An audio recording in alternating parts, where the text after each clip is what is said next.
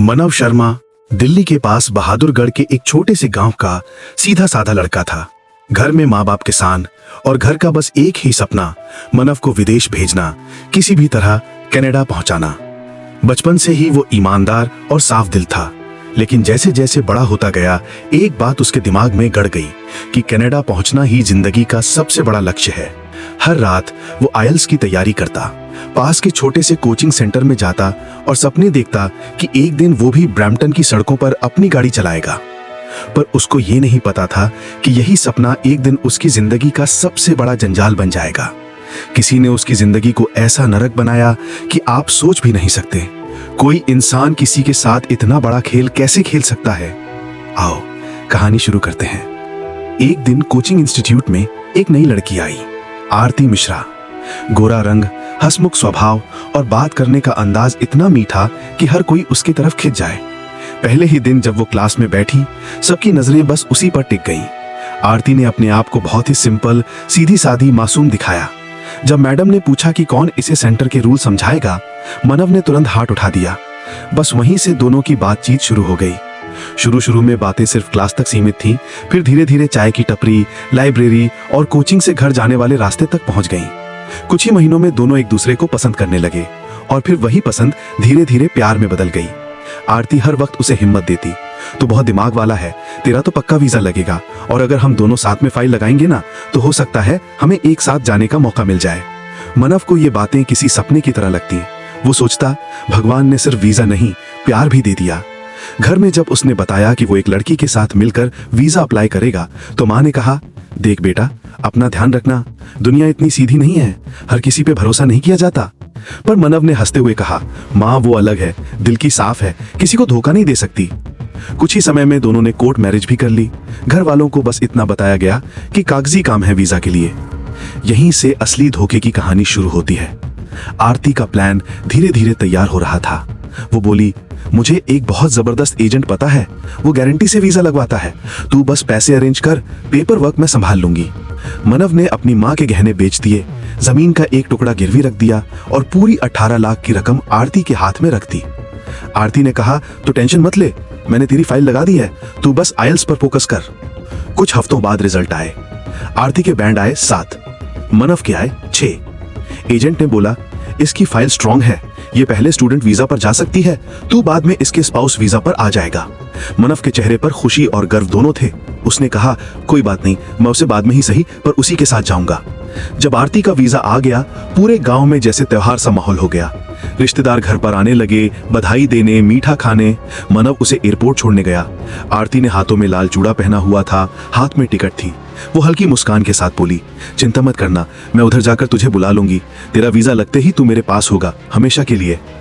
मनव ने उसका हाथ पकड़कर कहा, मुझे तुम पर पूरा भरोसा है। फ्लाइट उड़ गई, दिन बीतते गए, पर फोन जैसे खामोशी हो गया।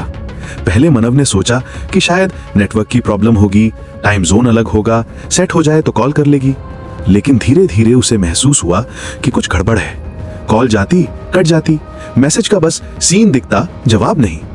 एक दिन उसने सोशल मीडिया पर एक फोटो देखी, आरती और Raghav just married, Brampton love.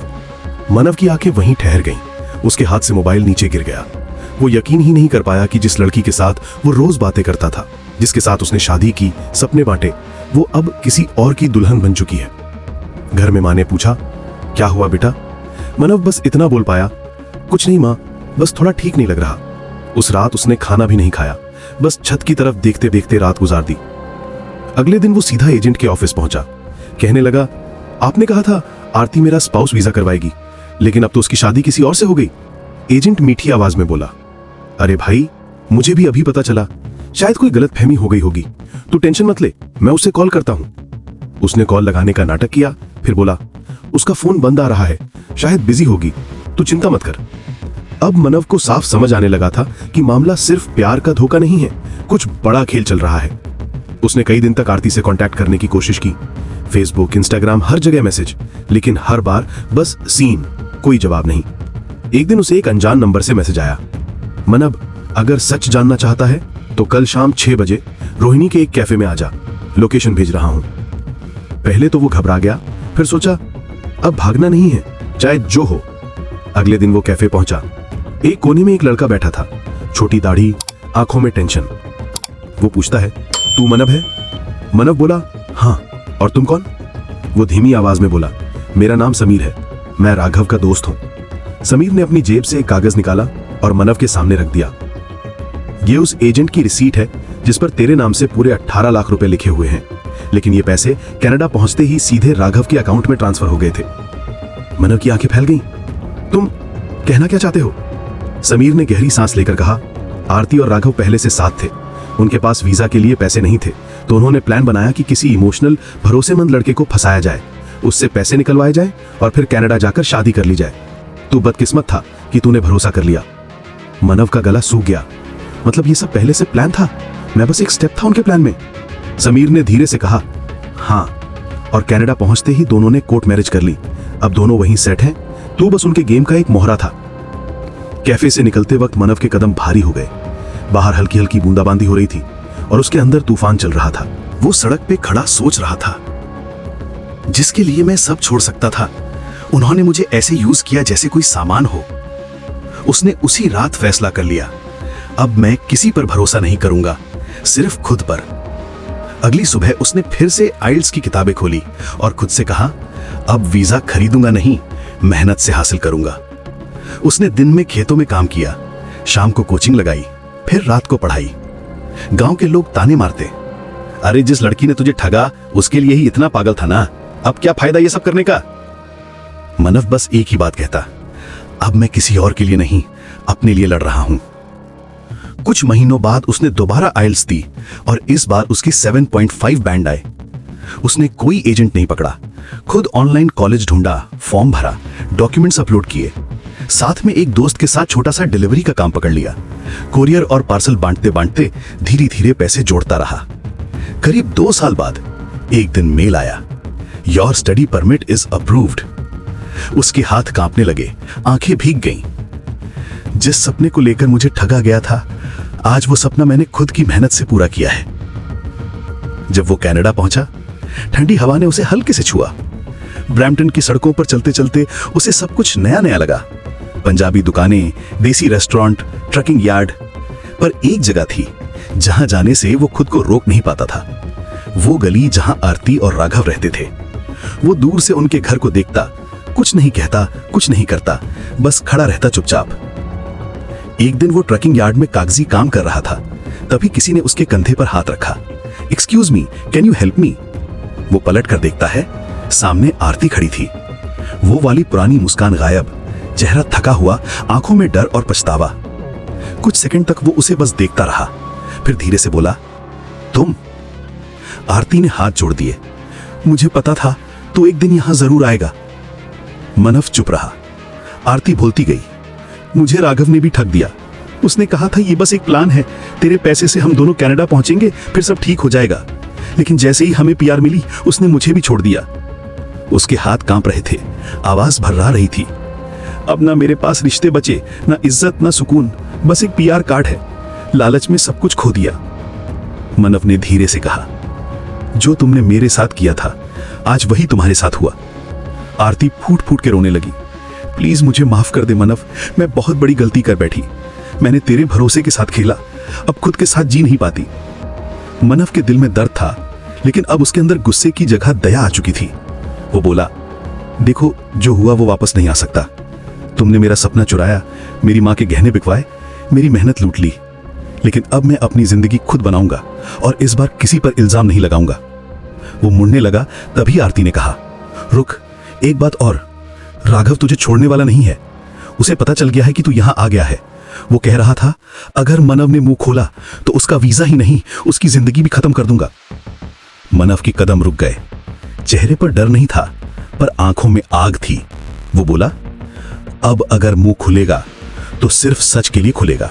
उस रात उसने बहुत सोचा, क्या सच में पुलिस के पास जाना चाहिए या चुप रहना ही ठीक है। उधर आरती की रोते हुए चेहरे, इधर राघव की धमकी। पर उसे यह भी पता था कि अगर वो चुप रहा तो राघव और लोगों के साथ भी यही खेल खेलता रहेगा। अगले दिन उसने अपने रूममेट सुखी को सब बताया। सुखी ने कहा कि देख भाई, यहां अगर तू सच बोलता है, कानून तेरे साथ खड़ा रहेगा, पर एक बात याद रख, राघव से फ्रॉड नहीं करता। सुना है वो बॉर्डर के आसपास नकली पेपर पर लोगों को ट्रक में छुपाकर स्मगल भी करवाता है। अगर ये बात सच हुई तो ये सिर्फ लव स्टोरी नहीं, पूरी क्रिमिनल स्टोरी है। ये सुनकर मनव समझ गया कि मामला उससे बहुत बड़ा है, लेकिन अब पीछे मुड़ने का सवाल ही नहीं था। उसने अपने पास मौजूद हर सबूत इकट्ठा किए, रिसीट्स, व्हाट्सएप चैट के screenshot, bank slips, court marriage के कागज, और सब कुछ प्रिंट करवाकर एक फाइल में लगा लिया। सीधे पीली पुलिस के ऑफिस पहुंचा। ऑफिसर ने उसकी पूरी बात शांति से सुनी, फिर बोला, "We've been tracking a man named Raghav for similar frauds, but we need someone strong who can testify." मनव ने धीरे से कहा, "मैं गवाही दूंगा सर, मुझे बस इंसाफ चाहिए।" पुलिस ने उसे प्रोटेक्शन में लिया और प्लान बनाया राघव को रंगे हाथ पकड़ने का। 2 दिन बाद एक अंडरकवर ऑपरेशन सेट हुआ। रात का समय था। ब्रैम्पटन के आउटर एरिया में एक डीजल ट्रक खड़ा था। टैंक के नीचे सीक्रेट कंपार्टमेंट बना हुआ था जिसमें 3 लोग ठूसे हुए बैठे थे, सब गैर कानूनी तरीके से बॉर्डर पार करने वाले। दूर से मनव ये सीन देख रहा था। पुलिस ने उसे बस इतना कहा कि तू शांत रहे, सही टाइम पर हम मूव करेंगे। सिग्नल मिलते ही पुलिस ने ट्रक को चारों तरफ से घेर लिया। राघव चिल्लाया, "मुझे फंसाया जा रहा है, मैं कुछ नहीं करता।" पुलिस ने साफ कहा, "no, you've been caught red-handed." जब उसे हथकड़ी लगाकर ले जाया जा रहा था, उसकी नजर मनव पर पड़ी। वो गुर्राकर बोला, "तुझे लगता है तू बच जाएगा? मैं हर जगह पहुंच रखता हूं, तेरा नंबर अभी नहीं, बाद में आएगा।" मनव चुप रहा, लेकिन उसके मन में एक अजीब सी शांति थी कि आज कम से कम सच सामने आ गया। अगले दिन सारे पंजाबी हिंदी अखबारों में खबर थी, Brampton fraud couple arrested for human smuggling and visa scam. लेकिन खुशी के साथ साथ एक नया डर भी आ गया। इमिग्रेशन की तरफ से नोटिस आया, उसका केस रिव्यू पर लग गया था, क्योंकि वो चल रहे क्रिमिनल केस में मुख्य गवाह था। लॉयर ने कहा, "देखो, तुमने सही किया, लेकिन अगर कोर्ट के केस में ज्यादा टाइम लगा तो तुम्हारा पीआर प्रोसेस रुक सकता है या लंबा खींच सकता है।" मनव रात भर सोचता रहा कि मैंने तो इंसाफ के लिए लड़ाई लड़ी, क्या इसका दाम मेरी पूरी जिंदगी होगी? उसी रात उसे फोन आया, अननोन नंबर।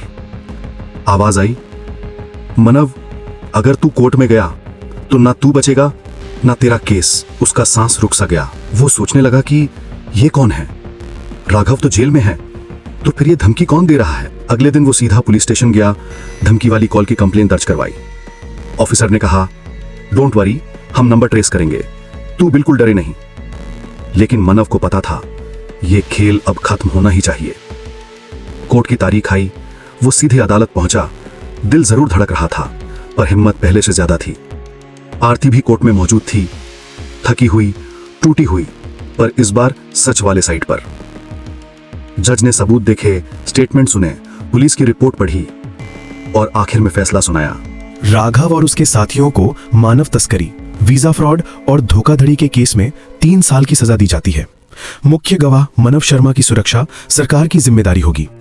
मनव ने धीरे से लंबी सांस ली। उसे लगा जैसे सीने से बोझ उतर गया हो। कोर्ट से बाहर निकलते वक्त आरती उससे मिलने आई। आंखों में आंसू थे, आवाज कांप रही थी। मनव, मैंने बहुत बड़ी गलती की।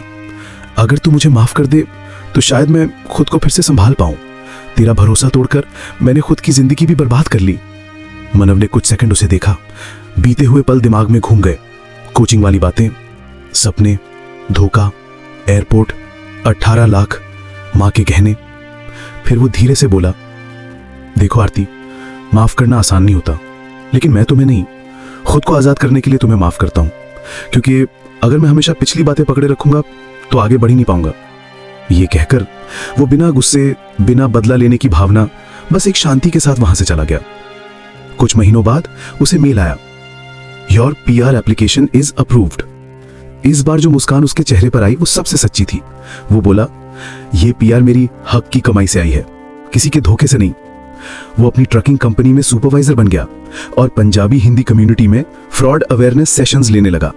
हर सेशन में एक बात जरूर बोलता, सपना देखना गलत नहीं है, लेकिन शॉर्टकट लेना सबसे बड़ी गलती है। विदेश जाना बुरा नहीं, किसी का भरोसा तोड़कर जाना सबसे बड़ा पाप है। वो अक्सर यूट्यूब पर भी अपना तजुर्बा शेयर करता।